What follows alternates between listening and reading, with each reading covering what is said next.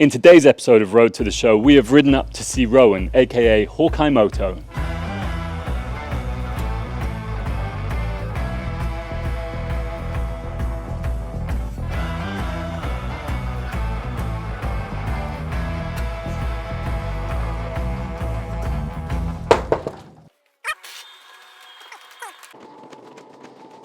Hey! Hello, Gareth. Hello, mate. How are you, man? Yeah, good. Good Nice to see to see you. Thanks for having us here, man. More than welcome. Welcome to the place. Yeah, so this is HQ, right? Yeah, this is my hideout. Mate. This is my little piece of heaven. It's awesome.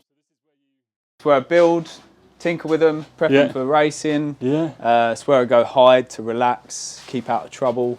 It's it's practically where I spend as much time as possible. Oh, it's wonderful, man. Well, we've been trying to get a date in for this, haven't we? I mean, like, crikey, you've been racing all around the world lately, haven't you? Yeah, man. Yeah, been ticking off a lot of stuff off of the bucket list, trying to get everywhere. Yeah. So yeah, been stateside, been to Europe. Yeah, been quite a few places. You're at stateside. You're at Daytona, right? Yeah, Daytona short track, racing the Hooligan amateur flat track event prior to the AFT national event. Yeah.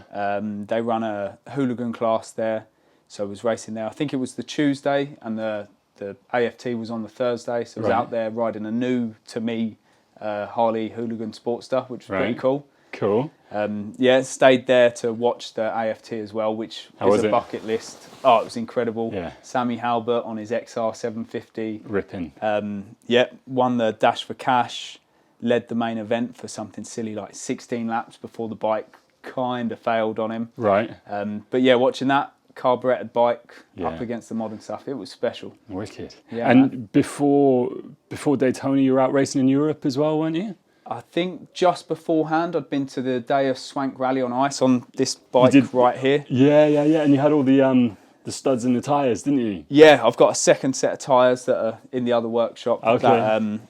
That, How was that? Had you ridden ice before? Never been on ice before. Want to do it again? I will do it again for sure. Cool. I was expecting it to be hard packed and smooth, where I could sort of style it more like flat track. It was more like a frozen Latuke, so more like hard enduro. Right. This bike wasn't very capable, but it was good fun. You put this bike through some shit, don't you? Oh, hell yeah. Yeah. What year is it? It's a 66 engine in a 68 frame. It's a Bitzer. It was built by Slab City Cycles. Right.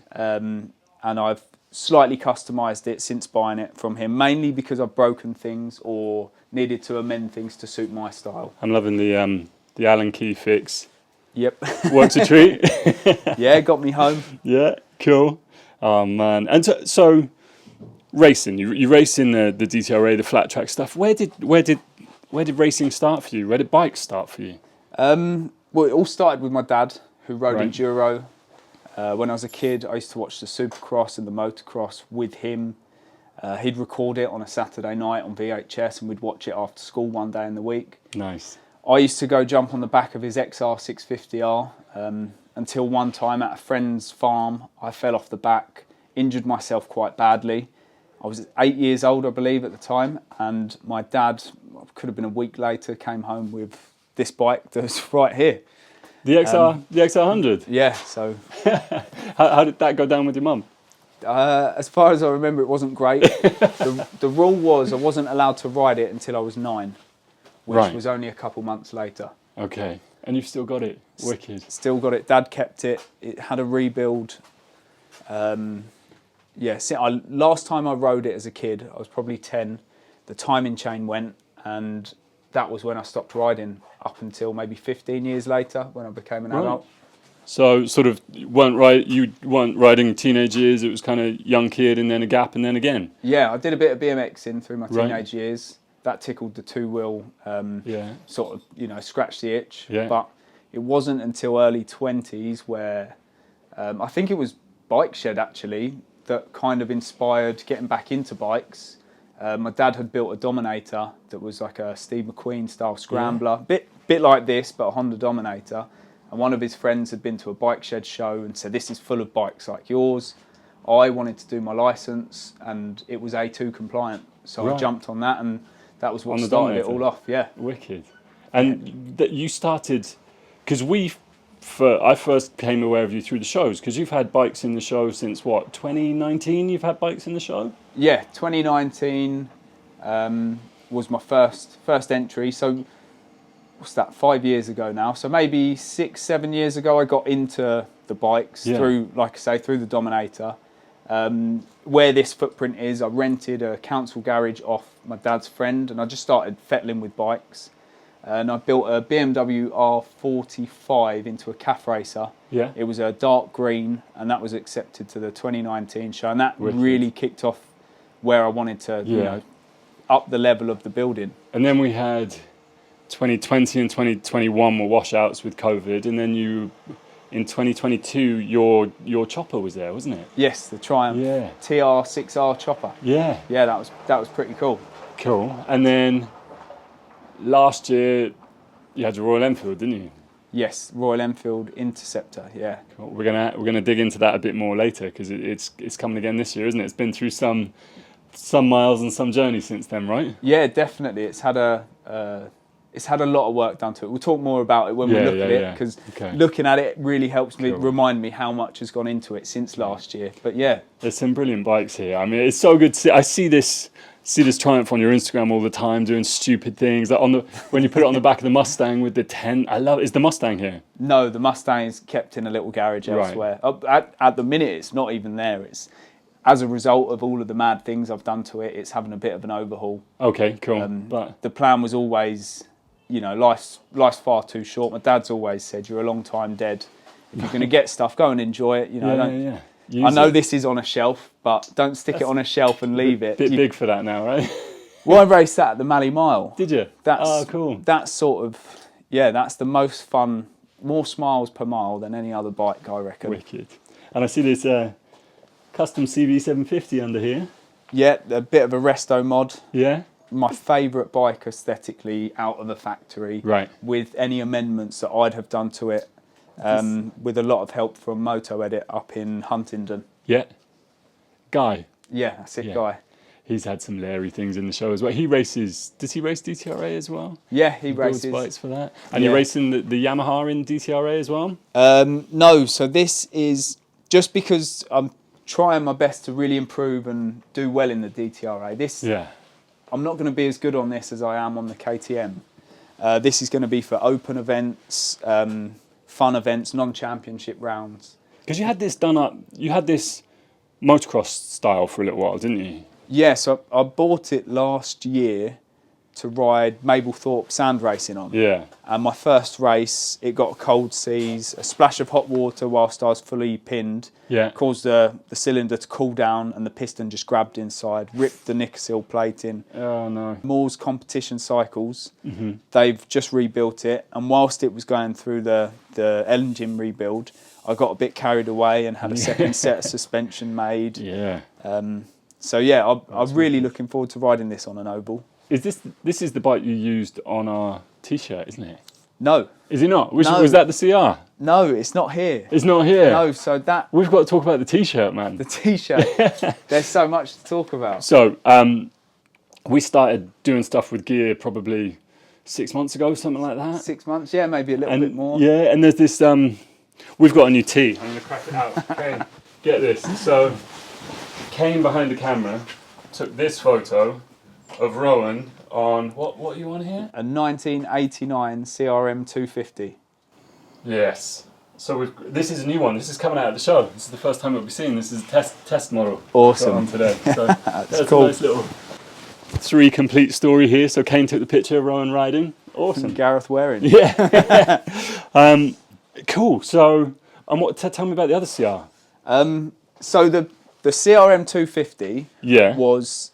I always wanted a CR125 from 89. There's specific things about this bike that aesthetically are what I love. It's the last year of the conventional forks on the 125s. It's the first year of the larger radiator cover plastics. It's, for me, aesthetically the year that everything is how I like it to look. Yeah. And I wanted to ride a bit of motocross. But prior to that, I wanted a green laner. So I thought, right, I'll get a CRM 250 because the 89 Mark 1 model looks like this, but it's got a headlight, I can run it off-road, and then I could maybe try a bit of motocross on it. When I bought it, I did it up and I got it to a standard that I felt so bad riding it. I felt like someone could really appreciate it. I was only going to go lay it down somewhere in the woods. So I sold it, and then I bought this. Wicked. And this was owned by a guy who raced in the Evo Championships. He was running really well. Being a racer myself, I know how a lot of racers meticulously prepare their bikes, so I trusted it straight from him. And yeah, I just want to get out and ride some motocross practice days on it. Such a wicked, but I love these the scoops in the radiator guard here. We did a video last year with Vanoni Max, and he'd done a little BMW G310, and it was sort of inspired by these shapes in the bodywork. Yeah, I know the bike well. Yeah, fantastic looking bike. Yeah. So Max Vanoni's actually involved in this Royal Enfield. In the Royal Enfield. Should we go look at the Enfield? Yeah, let's do it. Cool. Lead the way. It goes on. Oh, yes. Here we go. So this is the workshop. So this is where it all happens. Where some of it happens. This is where my part in everything happens. Yeah. This is the Royal Enfield and the KTM. These are the two bikes that I'm mainly racing in any flat track events. And so we had this one at the show last year, didn't we? But you've done a lot to it since then. Yeah, so last year was its first appearance as a complete bike. It was a 650. I had an XR style tank on it, an XR style seat unit. And it was, as a rolling bike goes, it was the same bike. Yeah. But since then, it's had a full one piece that was based off of the original setup that I'd had. But Max Vanoni spent weeks and weeks carving and sculpting this to exactly how I'd asked, and then some. He's a one-piece bodywork specialist, isn't it? He really is, yeah. That his Ducatis are what inspired me to go with him. And do you know Otis West? Yeah, we had his KTM at the show, the turquoise one. Yes, wasn't it? Another fantastic example. So I was inspired by all of those bikes, and I wanted something that could really like embody modern styling, or bit of modern styling with retro, paying homage to the retro flat track bikes. Yeah. And just cover everything nicely, and it really does the trick. And that engine's such a beautiful unit, isn't it? It really makes it sing, just having that one piece on the top of it. Yeah, we tried to follow lines and make it work with the engine. Yeah. And the engine's been up with Moto Edit. Right. And has had an 865 S&S big bore kit fitted, race cams, a Barnett heavy duty race clutch. It's got a power commander on there. So it's been through a lot, and since the show, even little things like the footrests are different. Yeah.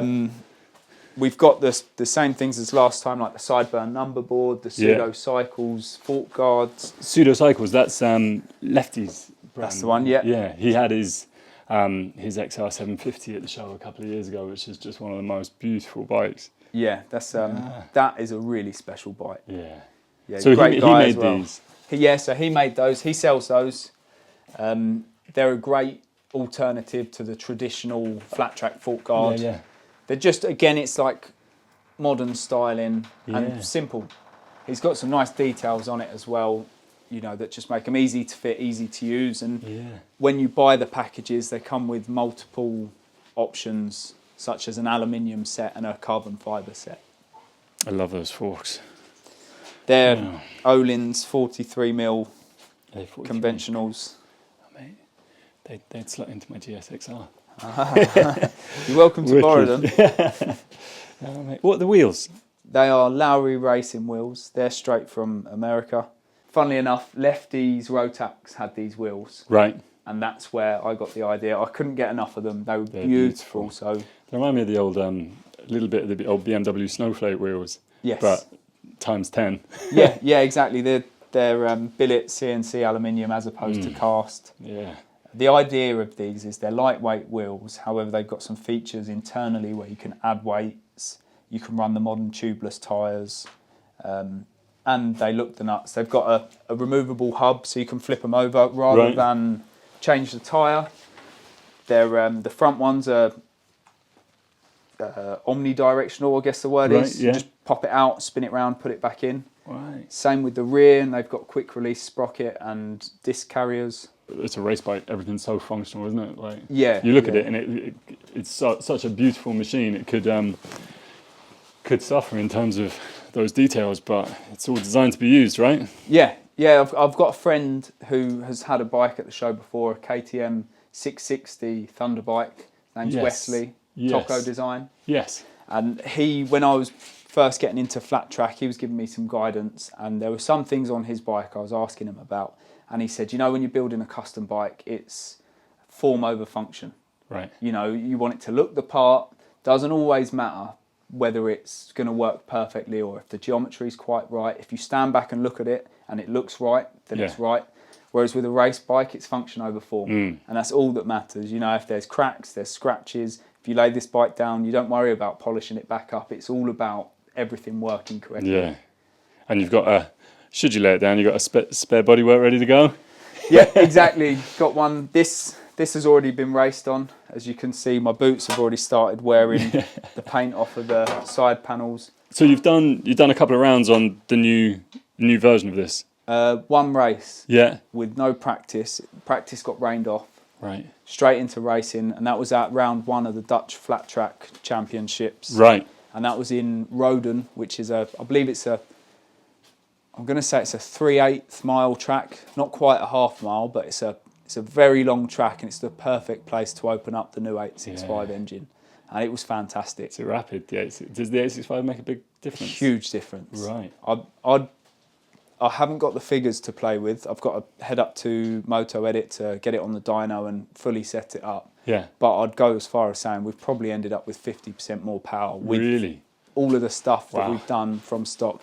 It's a credit to him. I've compiled the bike. Yeah. But he's plumbed it. He's done the fuel system, the wiring, taken off anything that wasn't needed in the electrical harness. And, he set this up. The first season I ran it with stiffer springs, and I got some softer springs, and he fitted those for me. So, I'd say maybe even 50% of this work on the bike, after I'd taken it apart and put the things on I wanted, 50% of the work of getting the bike to actually be functional was down to a guy at Moto Edit.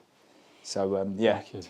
Yeah, that's a big thank you to them. Yeah, he had that beautiful... the DTX, the CRF 450. That was it, the CRF 450. I think that was running Lowry wheels. Was it? Gold Right, ones, okay, yeah. And it had the Larry graphics and the reflective and the rainbow. I love that thing. Fantastic like that. Cool. It's so nice to see him in the flesh, because obviously see him on the Instagram, and I've been following your build on this, but great to get down here and see your space, mate. Thank you, man. It's wicked. I'm massively proud of it. I wish I'd shoot more things in here to show people what's going on. But the second I walk in that door, I find it so hard to focus on, Instagram, the social media side of stuff, just because I'm here for me. In your happy place. I'm here in my happy place. I could be down here 5 nights a week and only remember to take one picture, or take 100 pictures and they're all things that I've taken apart, so I can remember how to put them back together. But Instagram just wants to see the skids and the wheelies, right? Yeah, I've found it's quite often the fails that people want to see. Oh, right. And I'm no stranger to failing. So. That's how you get better, isn't it? Yeah, exactly. Yeah. There's so many hidden gems around here. I love the run of race jerseys along the wall. Yeah, they're all past jerseys that I've worn either racing or having fun in. That probably doesn't fit anymore, does it? No, that is the jersey and the jacket that I'd wear when I was 9 years old on my XR100. Wicked. So I can't claim any credit for keeping that. My dad kept hold of that bike and kept hold of the jersey and the jacket. The bike actually has been through 2 other family friends' hands for their kids to learn on before it's come back. It never got sold. The rule was anyone can borrow it to learn, but you got to keep it. Yeah, cool. It's forever our bike. Has he still got the XR650R? No, he hasn't. He upgraded to a 450 KTM in 2013. Right. And been racing and enjoying that since. And he's far quicker than I am. Really? He's 64 now. So I think the bike shed weekend is around his birthday, so he'll be 65.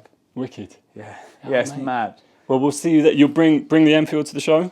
Bring the Enfield to the show, Wicked. yeah, definitely. What about the Yami? Can we have the Yami as well? YZ, yeah, definitely. Yes. Wicked. Yeah, that'd be fantastic. Yeah, I'd love to have them both there. It's nice for me as well for a bit of an aesthetics flip from my normal all black everything. I was going to go say with a bit of found white. Found a can of white. Yeah, I don't know what happened. It's lovely, man. It was a bit of a nod to NASCAR, Right. traditional sort of simple, clean paint jobs with the lines and Yeah. Inglorious motorcycles. Sam, he did this paintwork, so hence the numbers being slightly different to that normal vintage style numbers we Right, go yeah, with. My brief to him was make it look like it should be on the side of a NASCAR car. Wicked. NASCAR car.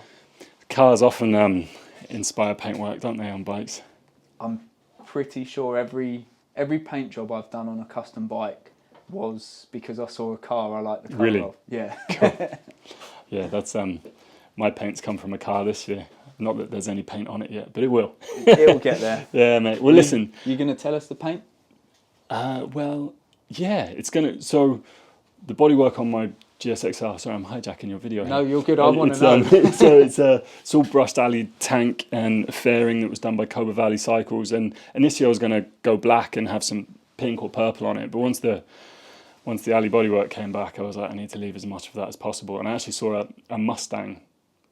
So up your street, Yeah. and it was kind of that bare alley or white look, but it had a big block of orange on it, and then lots of sort of black decals and sponsors and stuff. And I was like, yeah, that'll work. So I've been mocking that up a little bit, but Beautiful. need to get everything on it first.